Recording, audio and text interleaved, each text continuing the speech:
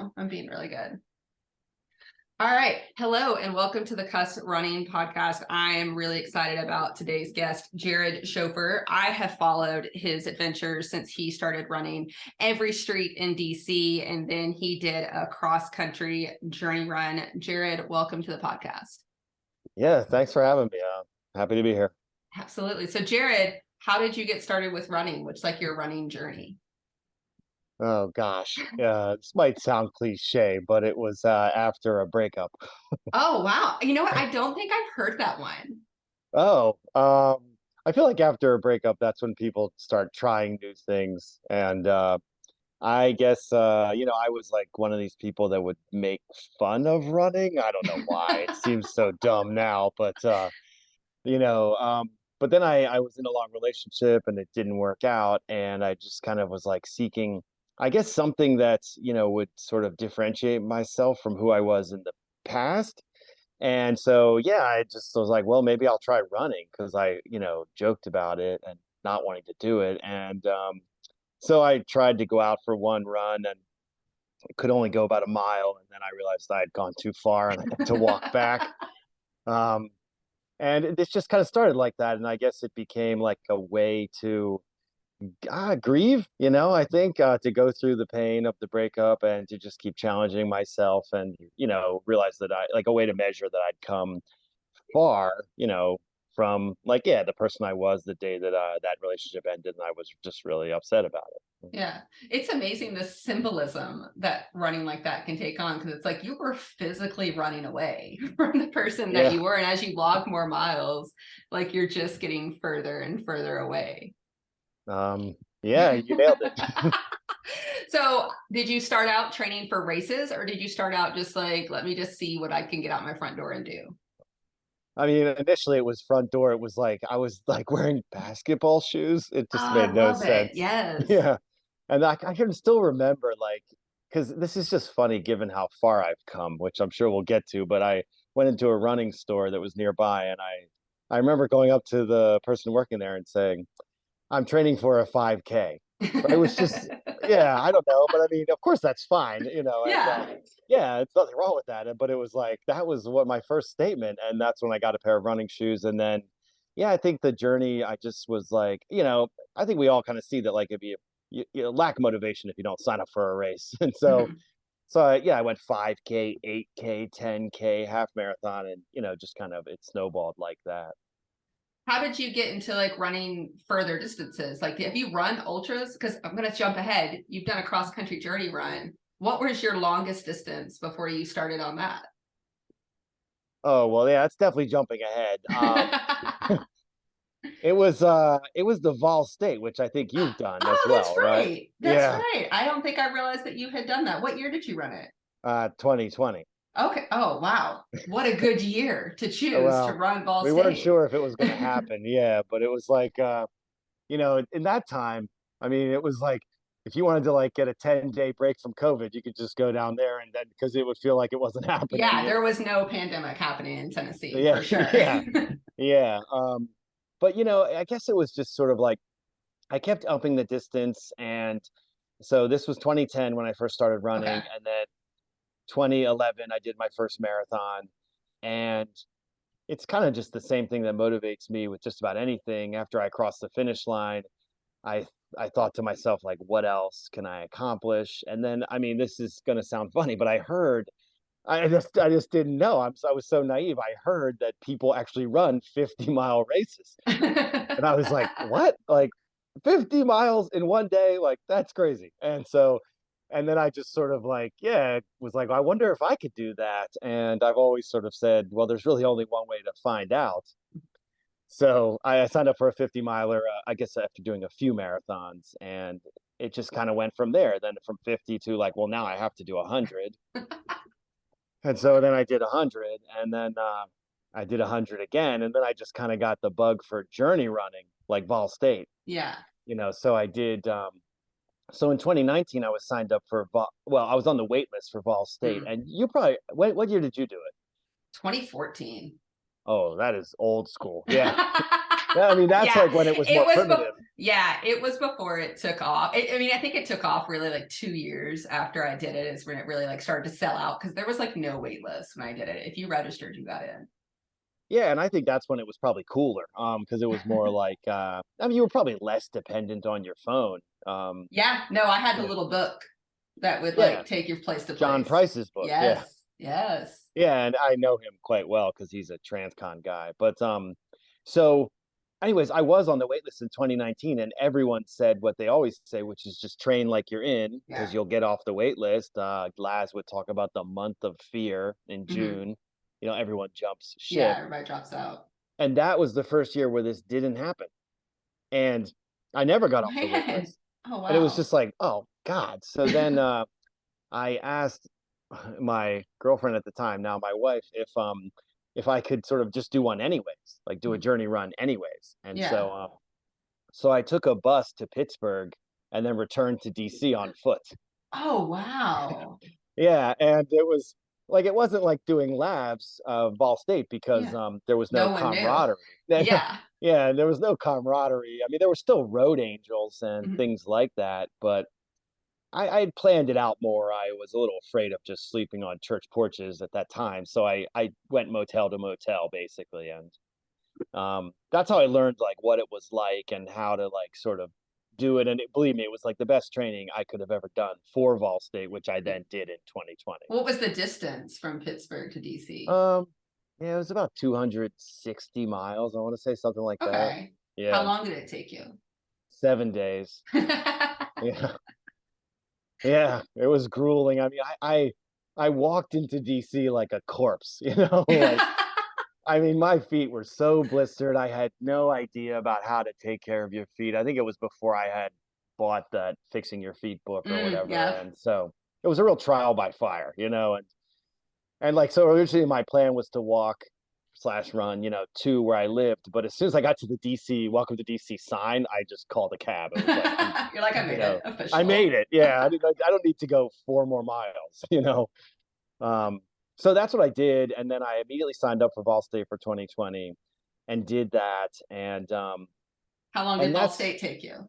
oh, 8 days and change. Yeah, Yeah. Yeah. yeah. How much did your jacket cost? I want to It's a say like really around, specific. oh yeah, I don't know, 80 to 100, maybe Yes. 80 around that. Yeah. It's so funny. I did the dumbest little review of my Ball State jacket just because it made me laugh. And I quoted the price because it was 60 when I bought it. But I was like, no, inflation, it's definitely gone up. So interesting. I was just curious because you would have that information. It's jumped. I love that jacket. Yeah. It's such a great running jacket. Like it actually is a great running jacket. Oh, I just wear it everywhere. Every now and then when someone just like actually reads it and they comment on it, it's like I'm just like, yes. Yeah. Well, It's I'm from East Tennessee and I got started running there and even got started in trail and ultra running. So I knew of labs very early, like in my running career. Oh, what city are you from? Knoxville, Tennessee. Oh, I went through there on the TransCon. Yeah. Yeah. So like I would show up at races and there would be like these old grizzled ultra runners with the Ball State jacket. And I remember being so intimidated because I knew what that jacket like represented. So now I definitely wear it to races here. Like I have a 10K next week and I'm totally going to wear my Ball State jacket just for like the level of intimidation. Yeah, yeah, well, yeah, it is quite the humble brag if anyone notices it. Yeah. What is it about like the journey? Because journey runs aren't for everyone, and there aren't even like really popular among the ultra running community. They exist as like this even like smaller community of ultra running. But what is it about the journey run that you're attracted to? Um, I guess I think it's just so old school. Like, it's the vacation without a car, that joke. It's like just the fact that you can use your feet to get from one epic place to another. Not that Pittsburgh and DC are epic, but like, you know, but it's just that thinking that like you're gonna abandon, all dependence on, modern, I don't know, travel, I guess, let's say, and just kick it old school. And just kind of like I guess it just forces you to really appreciate, the really little things, right? Like a comfortable place to sleep and, having food and, a shower and things Yeah. like that. So for me, that's kind of like a lot of the motivation of running in general is just like knowing that my feet took me, from A to B. Yeah. How did you get started with running every street in DC? Because that was like during the pandemic, right? Yeah, well, it started before. So I think basically, you know, I think like a lot of people, I kind of just saw it on Instagram and saw what Ricky Gates had done, and then people were kind of just like claiming cities one by one, sort of like, almost like it was like a something someone has to do. Like I'll do Minneapolis and I'll Yeah. do Chicago, or whatever.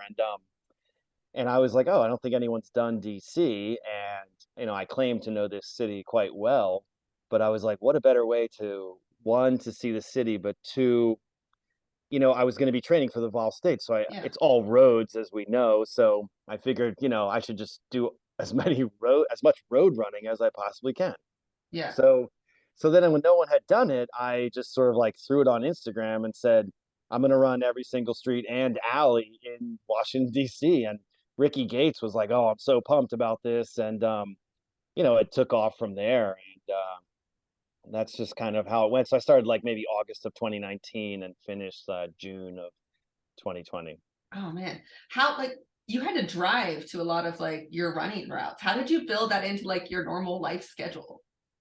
I built it in quite well because I mean initially I thought I was going to be some animal who was going to run to every site, and oh, I don't care about massive overlap, Mhm. like doing the same street over and over. But no, quickly it just became, so monumental that I didn't want to do that. So yeah, that's a good question.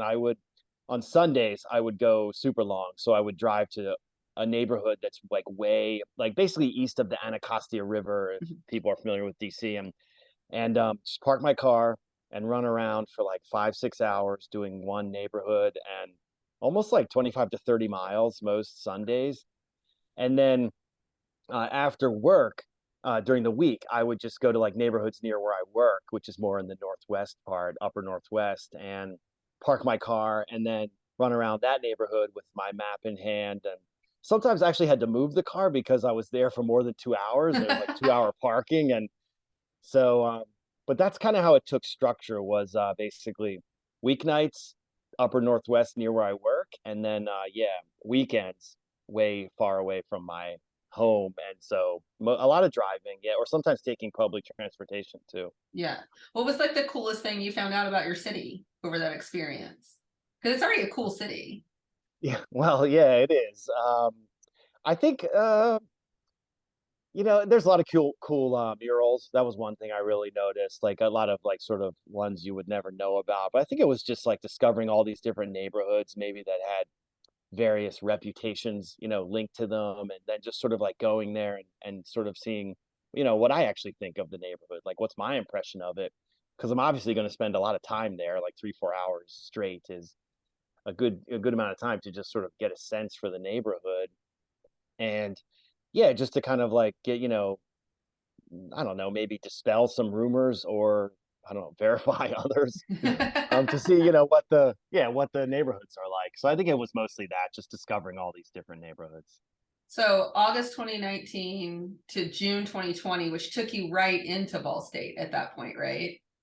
Yeah, basically, I was hoping to finish before, like a few weeks before Vol State, and then just kind of take some time off because, yeah, I'm not like a guy who, I don't know, I don't like believe in that like run the day before your big race kind of Yeah. mantra. Yeah. Give yourself a little break. And then you did Ball State screwed, right? Oh, for sure. Yeah, I Yeah. feel like that's the way to go.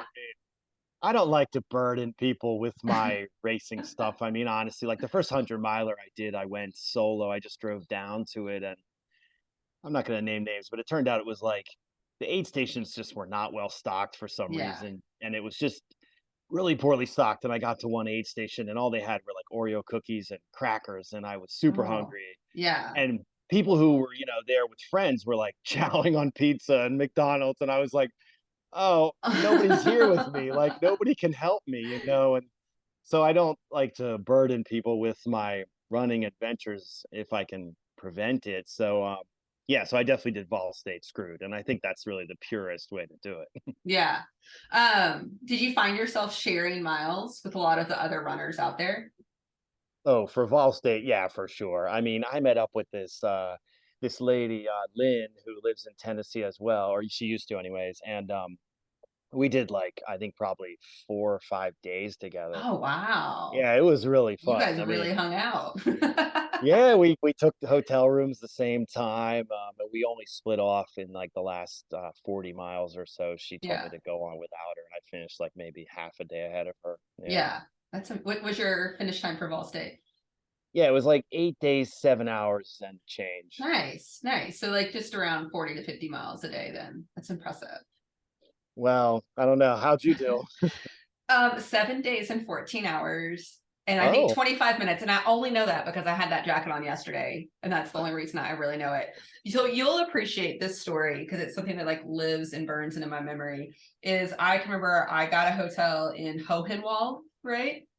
oh, And yeah, that's a nice town. Yeah. yeah, it's like a decent With hotel, the right? elephant statues. Yeah. Yes. And so like I had just laid down, like finally got all my gross clothes off and like in some sort of cleanness and just laid down. And then I hear Laz and he just happened to be at the hotel, like because he had been checking on runners that day. And he's just cackling about somebody dropping and taking the meat wagon, like just laughing about it, being like his terrible self that he can be. Right. Yeah. And it just like haunted me that whole night's sleep. And then Laz and I have emailed back and forth. I've volunteered at Barkley Fall Classic. I've been around that community, and he remembers me because I was the youngest one running. I was 29 when I ran, so the year I was super young for a Vol Stater. Wow. Yeah, Yeah. and I'm heavily tattooed. And so this has spoke to him in a way that he remembers me. And so when he was going to do his TransCon, I was like, oh, well, I'll help you in the Chicago area, right? Oh. And for his TransCon, he had his little like cult following of people that were really babying him during his TransCon. So when I came to like pick up his stuff and like get the laydown from the crew, they're like, okay, well, he gets his milkshake at 4 and he gets his like Burger King croissant at 9 a.m. And I was like, no, he effing doesn't. Like, I'm not following some schedule for him. I'm not babying him. And so I got to cackle and laugh as he suffered along the side of the road as like my redemption arc. And obviously I helped him. He's a lovely man, but it was just like a beautiful full circle moment. Yeah, that's funny because he actually gave me like an hour of his time to give me advice on my TransCon, which was really Oh, cool. good, Yeah. good. Just And that rude was to me. before I met him. I think I just emailed him and said I was signed up for Vol State and I'm planning to do the TransCon. Could you give me some advice? Yeah. Yeah. But that is funny what you're saying that like he who cackles at everybody's, I don't know, misfortunes or whatever Yeah. that he sort of created, then he was being coddled. Like, come on. Coddled. Oh my gosh, just so coddled. They had like a little cooler they were toting around for him. And like he is adored, obviously for multiple reasons. And I get it, but I was like, no way, you're an ultra runner. Like, suck it up. We're gonna be miserable out here for a little while. It was pretty fun. It was pretty fun. And it was nice to be able to support him. Obviously, he does so much. Okay, but back to your Vol State. What was your favorite experience? What's your favorite Vol State memory? Wow. Good I know there's so question. many. I know. Well, yeah, there are, and then it's like, what do I remember actually? Um, Gosh, I mean, I think it would be sharing all those miles with my friend Lynn, Mhm. just becoming it's weird how like just 5 days together with a total stranger can bond you for life, right? Yeah. Yeah, absolutely. Yeah. That's Um, awesome. yeah, I think that would probably be it. I mean, nothing too crazy happened. I mean, it was, yeah, it was all the things Vol State is. It was insanely hot, it was just baking. I mean, Yeah. the sleep deprivation was off the charts. But I think like my year compared to yours, it's like, it sort of hit a point at some point between when you and I did it that it just became like so road angel heavy that I Hmm. mean, Liza is almost annoyed by it. That's what caused him to create, the Hots. Hots Yeah. race. Yeah, yeah. Yeah. I could see that. I mean, it is so beloved in that area that, I mean, there was a decent amount of road angels when I was out, and I'd love it. You come up, there'd be like an aid station in the front yard, and they'd have stuff that like, it's so lovely. But he's like, it's not the experience he probably envisioned when he first created the race of like getting people from point A to point B. But the road angels are what makes it so lovely. So, Yeah, well, like, what would be your answer to the most amazing, like, memorable thing from your Vol State? um, so the locals knew about the race and they would like track it, right? And like kind of track the runners through whatever website it is that they track them on. And they kind of got the lay of who runners were. So they know you by like where you were on the road. And they would pull up and be like, oh, you're so and so. So it was like a really hot, like middle of the day portion. And I was all alone. I think I was like 3 or 4 days in. And this man and his like young daughter, she's probably like 8 or 9, get out of the car and they're like, oh, you're Allie. Like, here's some Gatorade and a Snickers. And like this little girl was so excited to meet me. I don't know Oh, why, but I just remember like, what is, it's the middle of the day. I've been running forever. And these people know my name on the side of the road and are like, so excited for me. And that was one of the most things like sticks out. And I always say, I don't remember who I think I was talking with Paul Heckert I had on the show, and I met him at Vol State several years ago. And it's just the best of humanity that you see out on those yeah. roads, and like the whole rest of the bad shit just totally falls away as you're just, putting one foot in front of the other. And I think that sticks out to me more than anything. Like one memory about the race, it's just like, man, people were really nice. People are really nice. Yeah, and that is what you remember, because Yeah. there's a lot of bad, and it's not just the suffering. It's like, I mean, I think the extreme thing is the potential to get hit by a Oh car. yeah. Were Is you there the year that happened? No, I mean, that was the HOTS race That was where that hot. did Yeah, happen, that's right. Man, that was and hard. it was the same year that I Mhm. did it, but it was like a month prior, and so we actually all wore like photos of that Yeah. was Kim McCoy Hmm. of her on our backpacks, and yeah, I mean, that was obviously on everyone's mind, and it certainly was on my mind on the TransCon too. It's just like it's certainly it's a possibility, obviously, and now it Yeah. is a reality because it has happened. Yeah. Yeah. But It's a you danger. don't tend to remember that stuff. Mm-mm. Yeah. Yeah. You don't remember that kind of like fear that was kind of in the back of your head. Did You just you? remember the positive things, like you said. Yeah. Yeah, yeah. Yeah. So when you went into Vol State, did you already have the idea of a TransCon like in your head? Uh, let's see. For sure, I did. Yeah, Yeah. because I have to think about it. It's so weird with the pandemic, but I know. So I'm a high school teacher, and I applied for a sabbatical, and this was my main goal for the sabbatical was to do the TransCon. Mhm. And so I was given it like just before the pandemic, and so originally my plan was to do it fall of 2020. So yeah, it was certainly like way on my mind, and then because of the way the pandemic was going, I rescheduled it to do the spring semester of 2021. Mhm.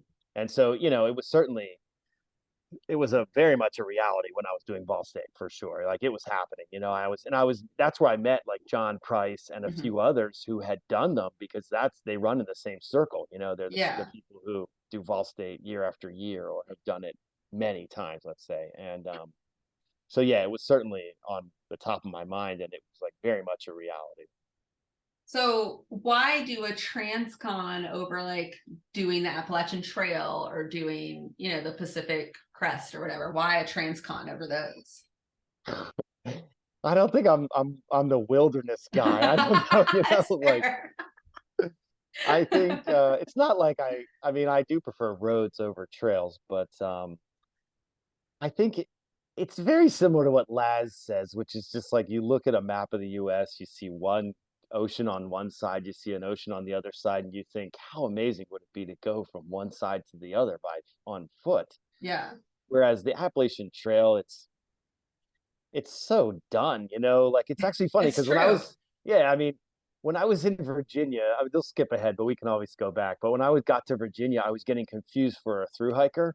Oh, yeah. And so I did meet some through hikers and they were like, how long have you been on the AT? And I'm like, no, I'm walking across America. And they're like, and this one guy was like, that's a thing. And I'm like, it is. Yeah. And I've been doing it for 2.5 months now. Yeah.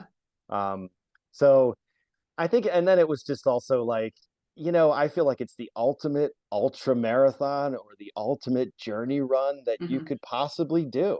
Yeah. Yeah. So you started in California, right? Where did you start at? Yeah. Santa Monica. Santa Monica. So why go west to east instead of east to west? Because I think that there's something more romantic about coming home. Mm-hmm. Like every step gets you closer to home. For me, because I live in DC, and well, on top of that, yeah, I just felt like at the end I wouldn't want to fly back to DC. I'd rather sort of figure it out. And my brother lives in well, near Virginia Beach, so it would made for a great place to finish, where Yeah. my family could meet me at the finish line. So that was kind of the thinking. And also seasonally it made sense. Like you have to think about the seasons when you're starting, like what Mhm. the desert will be like and what the weather will be like in certain parts of the US. I know that you put a lot of planning into your TransCon. I can't even imagine how much planning goes into something like that. Did you have like, I'm trying to hit X amount of mileage a day? Like, how did you kind of plan out how you would get from one ocean to another? Yeah, so I broke it down like, how do we get through 100 miler, right? We go aid station to aid station. So I kind of broke it down like from just like what do I want to do in California and then what do I want to do and in Arizona and generally like okay, you kind of have three options. You go north of the Rockies, over them, or south of them. Mhm. And so I decided to go south of them. And so then it just became like, okay, I can kind of see the states I want to hit. And then I didn't want to like be 3 months away from my wife, so we kind of picked some cities we could meet in, Mm, along the way. So then they became like my real destinations. Like, okay, destination number one was to get to Phoenix, mm. and then I would meet her there, and we'd spend a weekend there together. But in terms of the miles per day, I thought I was capable of doing about what I did, which was like 35 miles a day. So I don't know. I felt like I could do that, but I was leaving room for possibly doing less per day. Yeah. Yeah. Yeah. What is something that you learned kind of early on, or maybe just even over the course of it that you didn't expect? Like you didn't prepare for this? Early on. I mean, it was like day two where I was just like, oh my God, this is so much harder than I thought it would be. Like, yeah, it was just, wow. I mean, it was so much more stressful than I ever thought it would be. The mental, like, logistical fortitude it took to do it was just hitting you in the face every day, like right away. And there was only like one person from Ball State who'd really told me that, and that was Jan. Do you know her, the meat wagon driver? Oh, yeah, yeah, yeah. I do know Jan Jan. Walker, yeah, because she had done one, and she was like, "You're not going to have fun. I hope you know that. Like, you're not going to enjoy it, and it's going to be a constant challenge, problem solving after problem solving. So many things are going to go wrong." And so I mean, it was just like maybe the first night I was like too scared to camp out, like just randomly camp out. I just didn't know where to do it because you're going through LA and it was just city, city, city, like living. Yeah. Like so I took a hotel. It was a terrible hotel, absolutely awful. I probably slept like 3 hours. Like I would give it a rating of like five cockroaches. Oh gosh. It was awful. Yeah, I think it was the Prince Inn, I think. So anyways, look it up. It's somewhere like east of LA. But so and then just the second day, I was like, I can't keep doing hotels.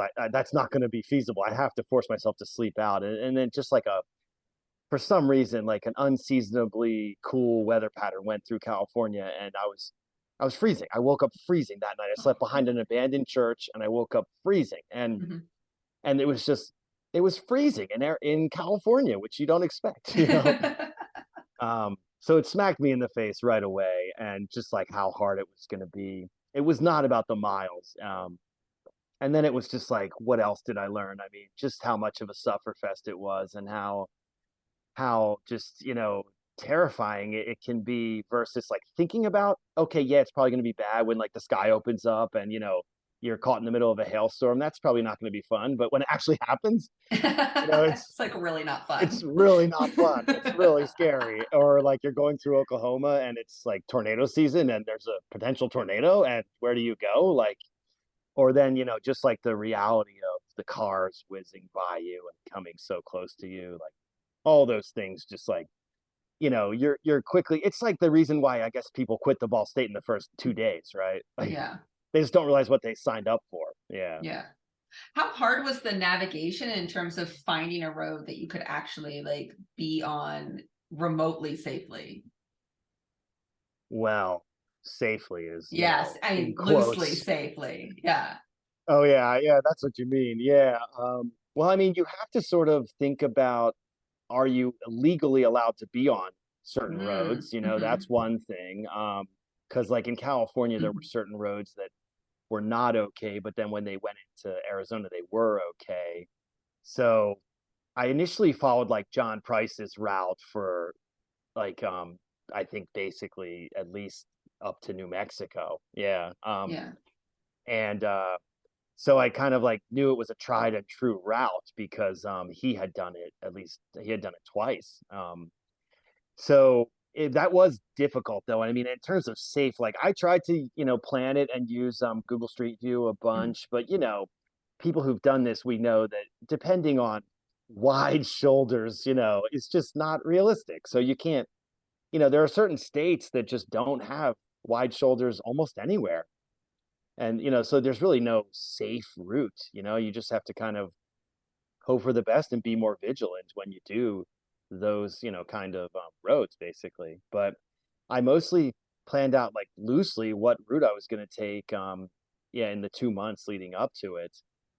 And then, of course, I allowed for improvisation, but it for the most part, I stuck to the plan. Yeah, Yeah. but two states. I mean, Oklahoma had like no shoulders. I would say that was 300 miles of no shoulder Oh running or gosh. walking, and then Virginia too, the same. Yeah, Yeah.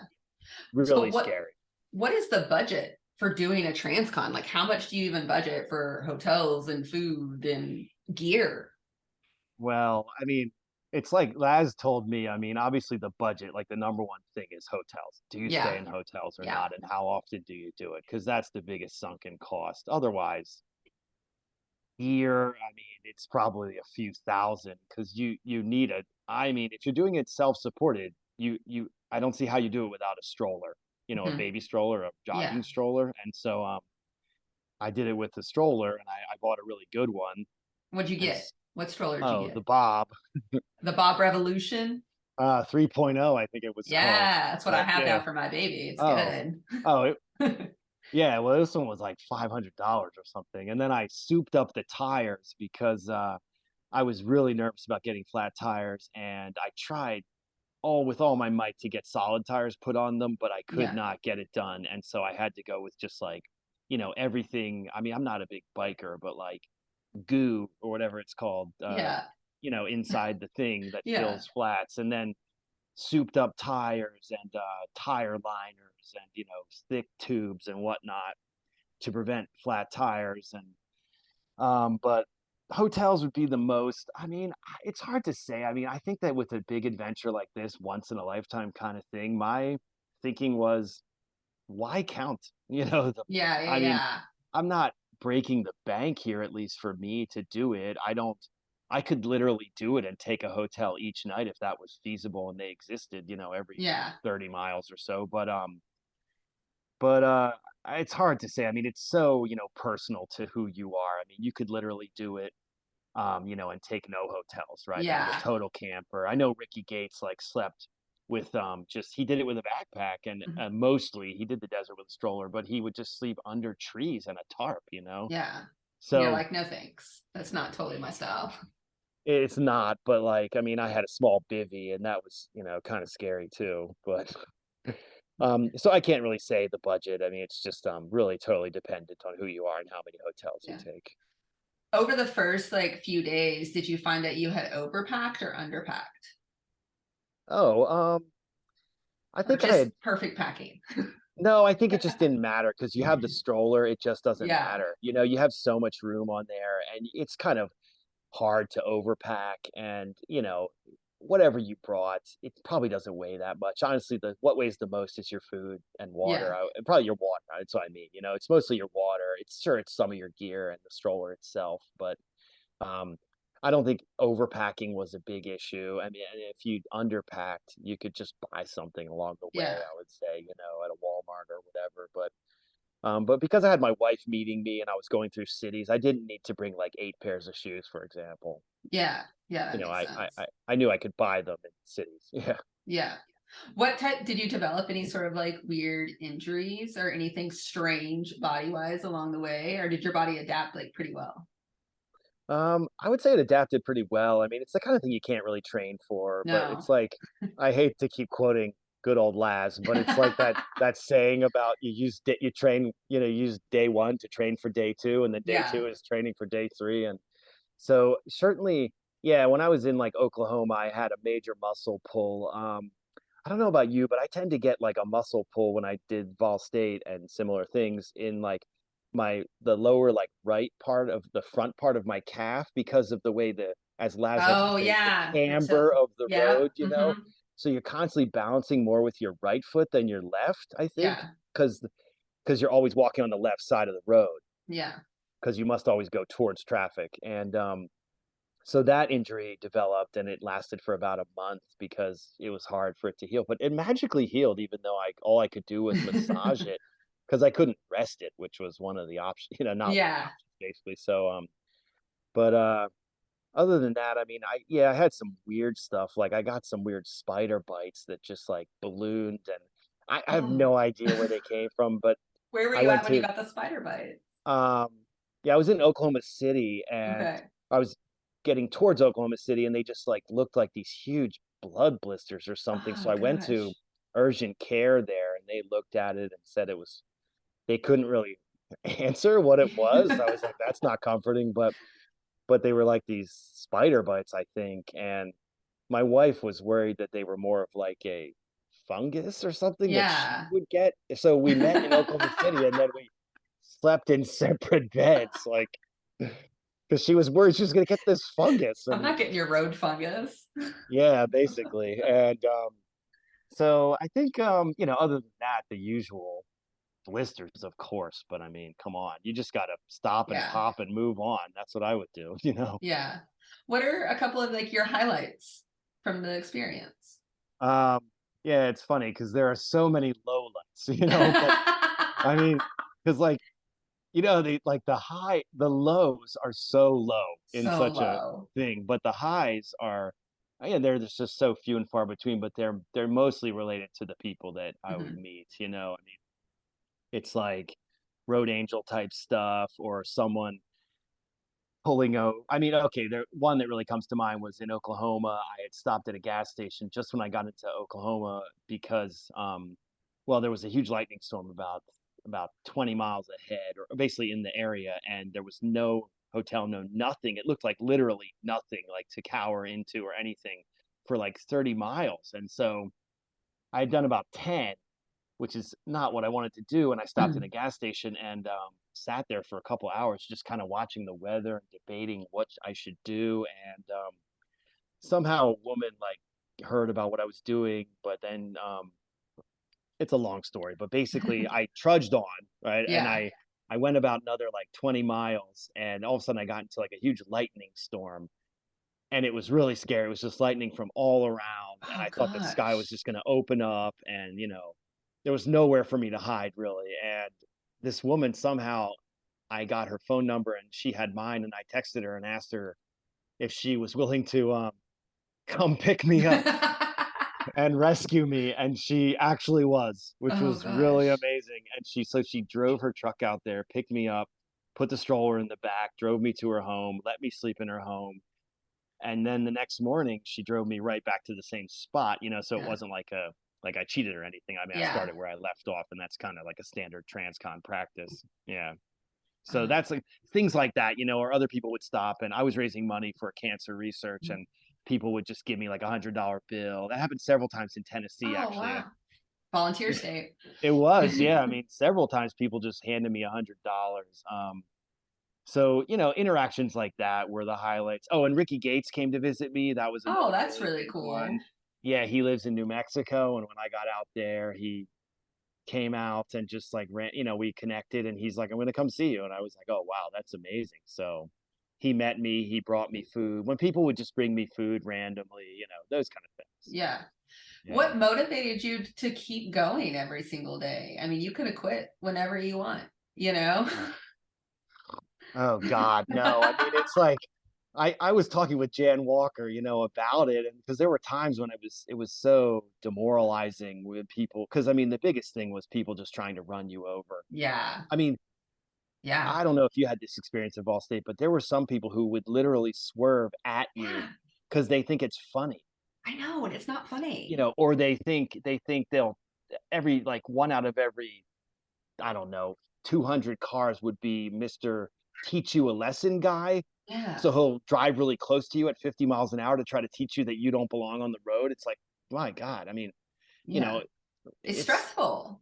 it's incredibly stressful. I mean, and you just feel like everyone's out to get you. And, and that's the majority of people wouldn't even move over. I had some really bad experiences with that. I mean, I had to jump out of the way of a moving car probably 8 times. Oh my I'm not kidding. Like gosh. literally jump Yeah, out of jump. the way, yeah. Um, gosh, now where was I going with this? What motivated you to keep going every single Oh, day? okay, yeah. So I would talk about like the negative experiences with Jan, for example, and she was just like, just keep going, just keep going. Like this is your one shot to do it. Like you're just going to regret it for the rest of your life if you don't do it. And I just kind of believed that. And then I was raising money for cancer research, and I knew like so many people at the high school where I teach were pulling for me.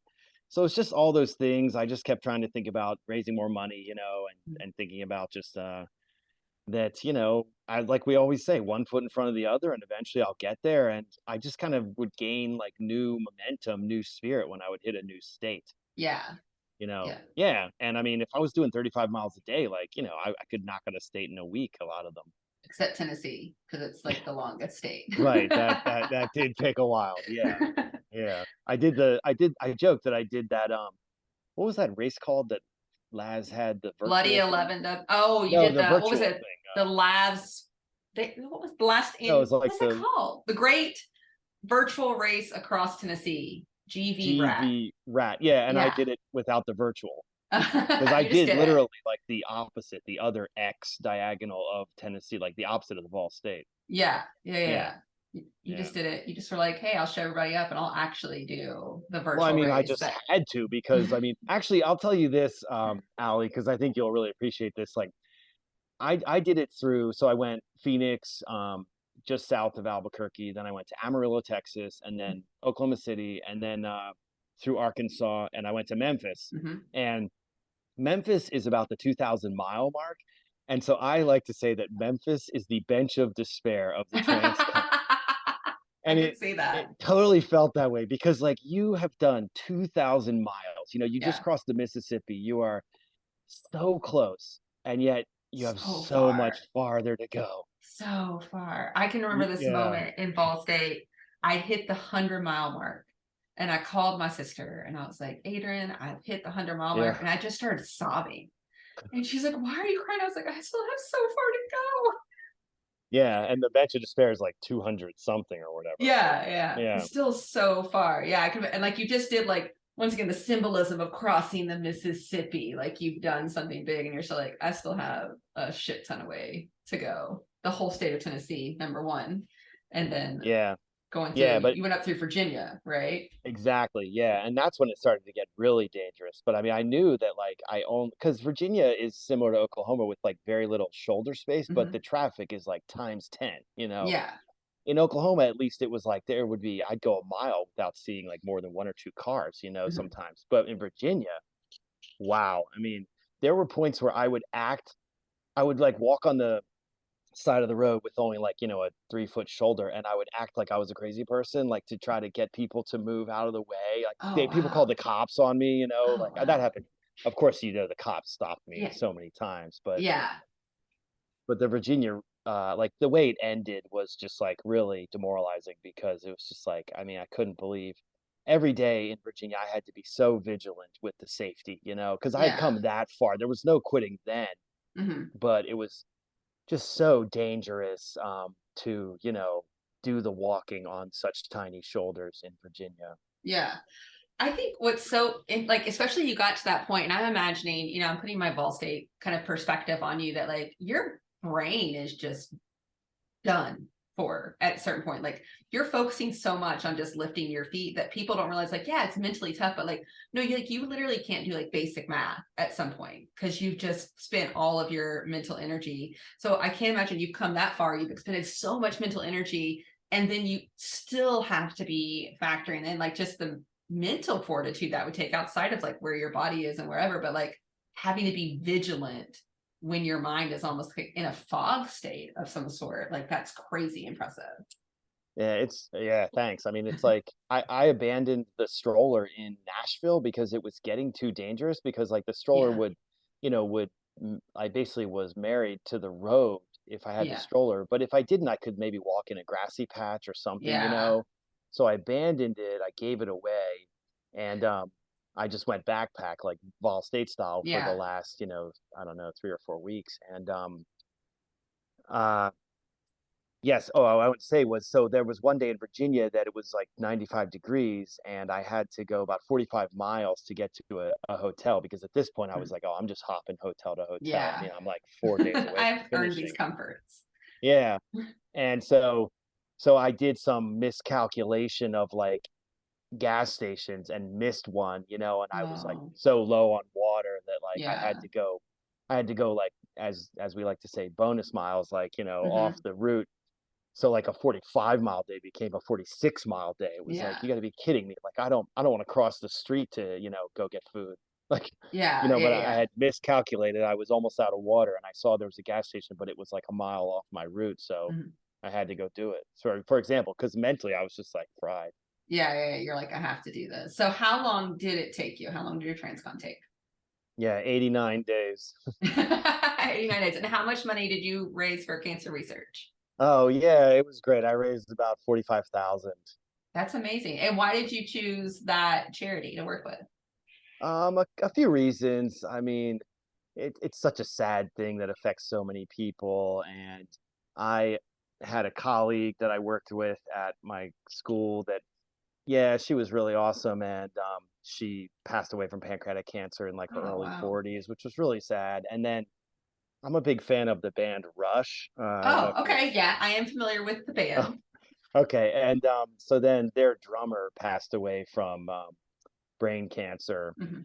in 2020. So those two things kind of put together, and I just always felt like, I guess when my friend, former colleague, had passed away, I went to her memorial service, and I that was when I kind of thought to myself, like, I'd like to do something someday to be a part of the solution and just something big, that's like, for myself, but not for myself, if that makes Mhm. sense. Like, because Yeah. obviously doing the transcon was something I wanted to do for a while, but to do it to raise money, and then so that plus then the drummer for Rush passing away kind of unexpectedly, just maybe cemented it that I wanted to do it for cancer research. Yeah. That's amazing. That's crazy that you raised that amount. That's so impressive. Oh yeah, thanks. I mean, it was just like really bolstered at the end. I mean, I was really surprised people when I finished, people were really motivated to donate. Because I would try to just like say, let's get to X amount by the time I get to Oklahoma or whatever, Yeah. and try to fundraise like that. But my goal was 30,000. Oh, Because wow. yeah, I figured $10 a mile. Yeah, Yeah. You did the math. yeah. That's what I figured. I figured that's worth it. I'll walk a mile for $10 for cancer research. And so yeah, so we smashed through that by the time I even finished. Just before I got to Virginia, and then it was like, okay, sky's the limit. Yeah. Yeah. That's so great. And so how did it feel when you got to like that you finished? Where exactly did you finish?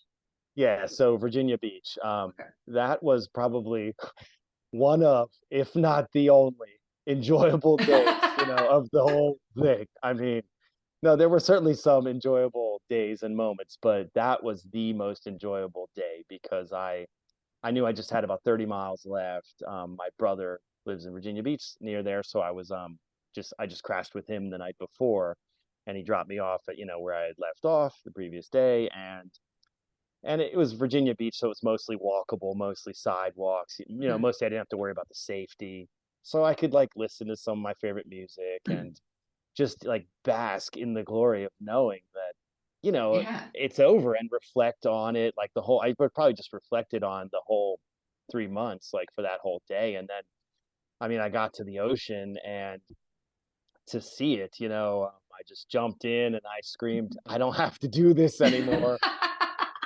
And I know everyone would say you never had to do it, like, but and then I just came out and started crying. like just Mhm. so glad that it was over. And like a lot of my family was there, my wife was there, and later that night we revealed to my whole family that she was pregnant. Yeah, I was been doing the math in my head this whole time. I'm like, oh, okay, Yeah, we found okay, out in Phoenix okay, that she was pregnant, so then we yeah. didn't tell any too many people and didn't tell my family. We figured we wouldn't tell them until we got to the finish line. Yeah. Yeah. Wow. What a way to celebrate finishing one journey, going into like the greatest life journey of all time.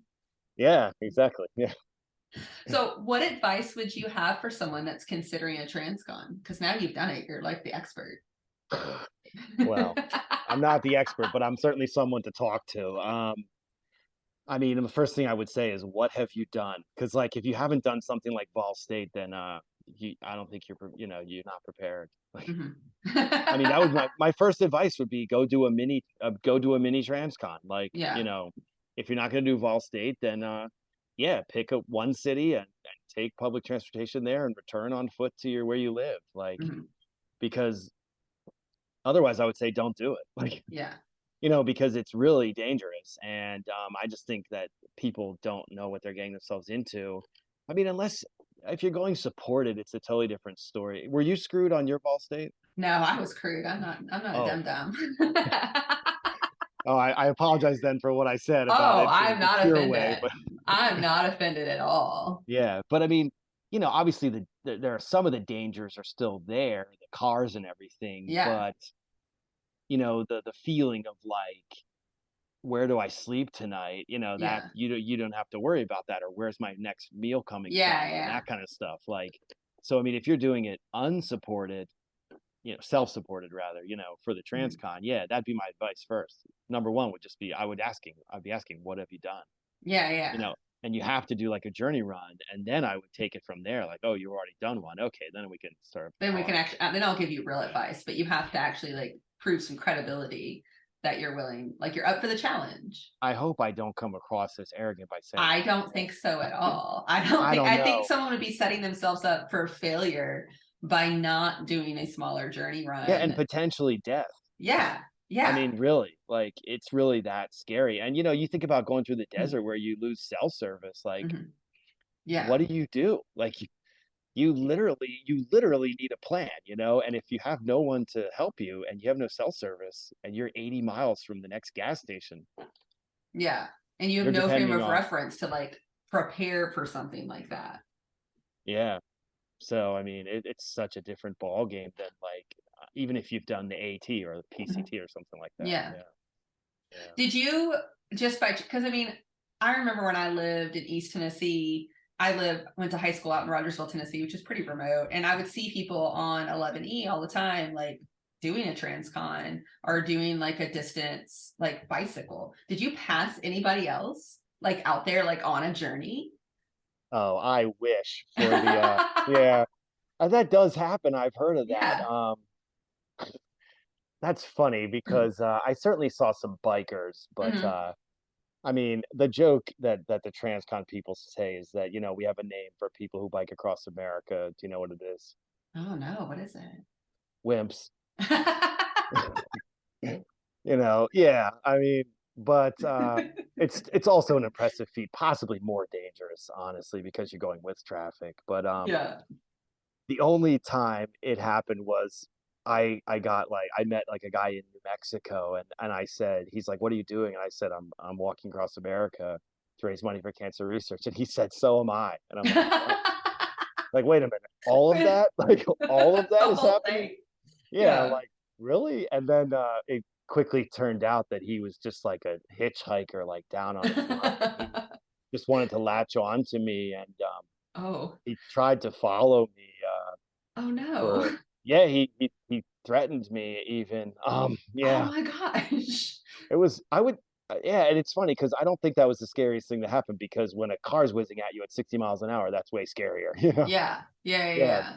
But, he did, like, try to follow me, and I just kind of ran ahead, and, but it was, like, the only road to get Mhm. to the next town for, like, 30 more miles, and my plan was to camp, and there wasn't a lot of tree cover or, like, bush cover, so, I was quite worried, but, ultimately, I never You saw him. dropped him. You dropped him.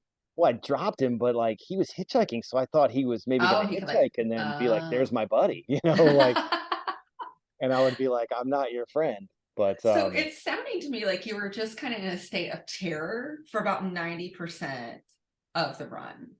oh, well, you nailed it because that's what I actually say. I tell people it's like 90% torture and 10% fun. Yeah. Yeah, and I was, and I think that's just because I mean, it was my first one, and there was just so much to worry about, and yeah, ultimately, that's one of my biggest regrets is that I didn't enjoy it more. Yeah. So what's next for you? What are you up to now? What's the next big goal? Well, I'm running a lot less, of course, because I have a 14-month-old, which is great, but, I think I'm trying to get back into ultra running, but not I just try to do it on minimal training with, like, not I You don't have know, enough just experience now that it's like you could grit out the shittiest 100 miler at this point. oh, I don't know. I mean, 100 miler, like I feel like my legs are in marathon shape and then my heart and mind are in 50-mile shape, but 100 Okay. mile is a totally different ball game. Um, so yeah, I'm gonna do like a 50 miler in Virginia in Which one are you April. doing? Bull Run Run. Oh, okay. Cool, cool, cool. That's Yeah, fun. it goes through like old battlefields, and I've done it once before. But that's the only thing. Like, I really wanted to do this 100K in Pennsylvania, but it's one of the hardest ones because it's one of these Western states qualifiers, Oh, and got you. the 100K qualifiers are like few and far between, and Hmm. but it's like really difficult. Like, it has a really seriously difficult reputation, and I didn't want to drive all the way up there only to DNF just based on lack of training. You Yeah. know? Yeah. Were Yeah. you trying to use it as a Western States qualifier, or it's just that difficult and seems rad to do? No, I was trying to use as Western States qualifier. Yeah, I mean, I feel like a lot of us have some similar goals, and that's certainly one of them. But for now, that's just on the shelf. Yeah, Yeah. Oh my yeah. goodness. Oh my goodness, Jared. So fun. So Well, fun. so let me ask you: do you Yeah. have any aspiration to do the TransCon? So I had, it's like in the back of my head to do something like that. But to be honest, I mean, as a female, there's a huge safety barrier that I would have to overcome that you would not have to overcome. I mean, you definitely were in unsafe situations, but it like takes it up a notch, right? It's just like a whole other fear to worry Yeah, about. So if I did do it, honestly, I would probably do it supported just because of that safety issue, which is my wife would love running around in an RV after me, I'm sure. Don't tell her. But yeah, no, I know for me, like I'm not really motivated by like small races after doing Ball State. It's just like, well, I could do that though. I could go run 314 miles. Like what is and 50K distances are great. I'm not discrediting anybody's distances, but it is a thing like the adventure run and the journey run speaks to me more than any other part of the ultra running community. yeah, it makes total sense, and I think it's also true that I'm a white male, and that I'm not just male, but I'm white, and that I Yeah. definitely felt that too. Unfortunately, that is a thing. And I did know one girl who did it, yeah, solo, Yeah. self-supported or Jeez. whatever. And it was really impressive. But some of the stories that she told, yeah, I agree with you. It's scary. What's funny is, like I started running in East Tennessee and I would run along the roads there on sidewalks. I'm not running on the highways. I'm running on sidewalks. And I mean, I would say like once a month, someone yells at me or did something in East Tennessee, right? I run all the time in Chicago. No one yells at me. No one honks their car horn at me or anything. And like, I don't know what that is about the environment, or I'm sure culture that's part of it, but like, it's just an interesting thing here that no one wants to attack the runner here. And I even run out like in suburban areas and stuff, and like, it just doesn't happen here. But in East Tennessee, it definitely did frequently. Yeah, I don't know what that is either. I don't know. Yeah. And so like like I was just thinking about it, like in cities, were people doing that as much, or were they doing it more in like rural areas? Well, it's hard to say. I mean, there Yeah. were certain cities I went through that people warned me about that would have like gang activity or something. Yeah. I don't know whether that was true or not, Yeah. but Oh um, gosh. You're but when like, you're out in the middle of nowhere, you just feel more vulnerable, I guess. yeah. Yeah. You're like, no one's around to help me at all. Yeah, like some guy came to my campsite like when I was like just east of Joshua Tree. Like there's a hundred Mhm. mile stretch with no food and water, and I was camping, and I woke up like 3 in the morning, and he stopped his car and came up to me, and that was like just Oh. scary. I was like, "What do you Oh. want?" Yeah. Right. And he was just really, I don't know, weird. And the things Yeah. ultimately he wasn't a threat, but it was really scary, you know. Yeah. So something Yeah. like that to happen, and then the threat of that was basically, really palpable, like pretty much every day. Yeah. Yeah. Oh my goodness.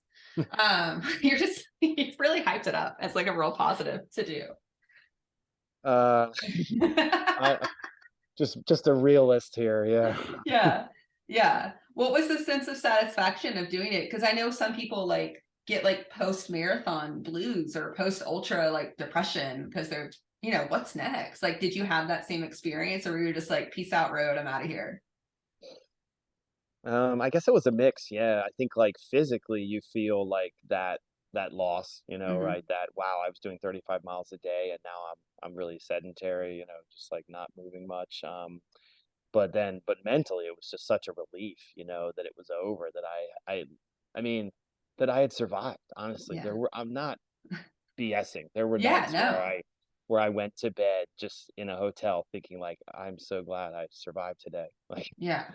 you Yeah. know, based on the traffic and whatnot. So I think, yeah, and then it's just like you look back on it and it's just such an accomplishment that, you'll have for the rest of your life. Yeah. What are the numbers? I mean, I'm sure I could Google about like how many people complete a TransCon in a year. I mean, it's not something that everybody's tracking, but I'm sure there's like Yeah, rough numbers out there. it's hard to say. I mean, we've actually people who've done it, like there's a Facebook group, USA Crossers, and we've tried to debate like how many people have ever done it, because that's what people ask me, like how Yeah. many people have. I think it's probably like around 1,000 to Yeah. 2,000 have ever done it, and it's certainly more and more popular. I'd say probably 40 people are doing it a year, maybe now, Hmm. something like that. I mean, there's a guy doing it right now in a bear costume. Do you know about this guy? What? No. Now I'm gonna go look this up Oh, though. look him In a up on bear Instagram. costume? Yeah, he's I am Bear Son, SUN, Yeah. on Okay. Instagram. He's crushing it. And it's like I think it's his second time, both in the bear costume. So Do you know why the bear costume or I'm gonna have to figure this out myself? I don't. He's doing it for charity, but I mean, it's pretty impressive. I don't even know how he sees out of the thing. Yeah. Oh my But goodness. so it is certainly popular. But yeah, my guess would be somewhere between 1,000 to 2,000 people have ever done it. Yeah. It's funny because, like, my perspective is I knew you were doing your transcon and I knew when Laz was doing his transcon. And I can remember like going and checking and like seeing how it's going. And then, like, so much time would go by and it would just pop in my head, like, oh man, they're still out there. Like, I have done so much in this past month and they're still out there, like, just doing their suffering, just putting one foot in front of the other. And like, how detached it makes you from the whole world. Like you're just in your own little bubble and like that's fun. But it's interesting, like I'm sure people that knew you even better were like thinking about that a lot. Like your wife, for instance, was I'm certain just like, oh, he's still out there. Like I'm doing the groceries and living a normal life and he's still just out there on the road. Yeah, I mean, all I can say about that is you're correct. Yeah. Well, it's like now I'm just thinking about Bear Guy. What's Bear Guy doing right now? Just settling in for his slumber, his hibernation, I guess. Yeah, and then there's got to be several people doing that right now. Yeah, I know it is quite crazy, but I guess for me, if I ever see someone out there doing one now, like I'm gonna go drive to a gas station and hook them up, or something. Yeah. Yeah, that should be the next thing. Like, oh, I'm just gonna go do a road trip around a transcon route and just be like, all right, here you go. Here you go. What can I deal out to you here today? Oh, you'll be lucky to see one. You know, I mean, TransCon route. There's so many different routes anyone could That's take. true. Yeah. Yeah. That'd have been a fun venture. That's gonna be a fun adventure. Okay. Are you gonna go back to Ball State ever? Do you think like maybe you'll do it again? Because Yeah, it's in I my would head like. all the time. I'm like, Oh, oh man, I should do Ball State again. It's so fun. yeah, I would like to. It's fun. It's that kind of experience where, I think they asked me that when I finished, and of course you say no. Yeah. Oh yeah. Because you're suffering after you did that big climb. You're dying. Yeah. Yeah, it's in the heat of the day or whatever. So, yeah, but I would definitely do it. I'm intrigued by the HOTS race where you kind of don't know, Mm, where yeah. the rest stops are and whatnot. But I think, I just effectively did like 9.5 ball Yeah. stakes, Yeah, you're like in a set for a row. little bit. And now do you get like a TransCon jacket? Like what's your finisher's medal? How did you treat yourself after you finished? Oh gosh. Well, I mean, I had lost about 15 pounds, so I Yeah. quickly gained that back. That was a reward. You're welcome. Yeah, yeah. But no, I just have like a sticker on, like the 314 sticker. I have like a 2,922 sticker on my car. That no one understands what it means. If you can Yeah. read the fine print, it says like Santa Monica, California to Virginia Beach, Virginia. But Yeah. no, there's, I don't know. No need really. Yeah. The reward was the journey itself, the terrifying, terrifying journey.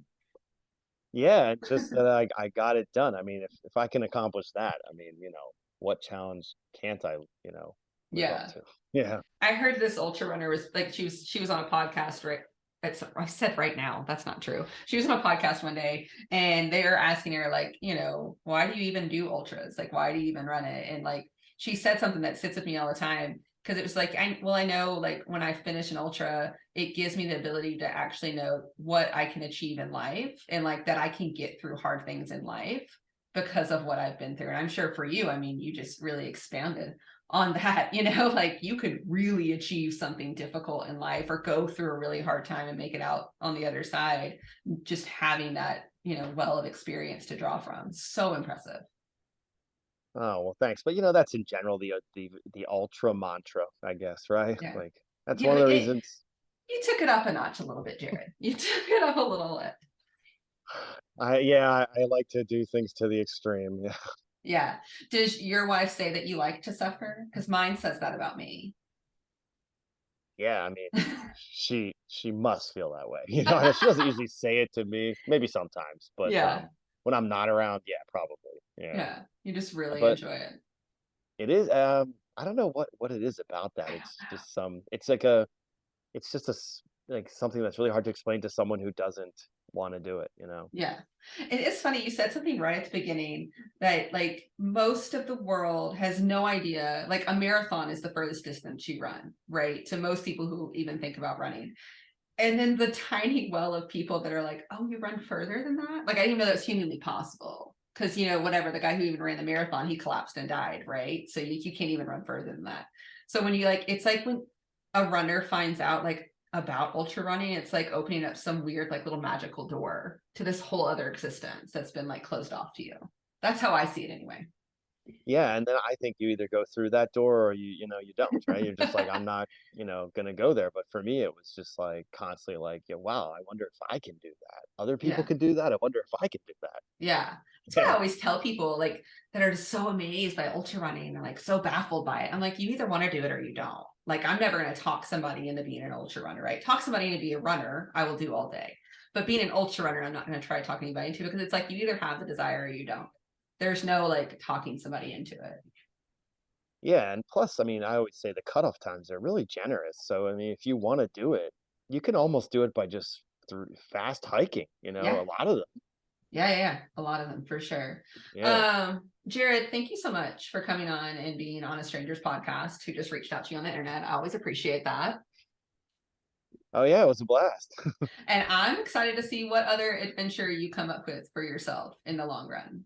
I'm going to be checking into it. Mhm.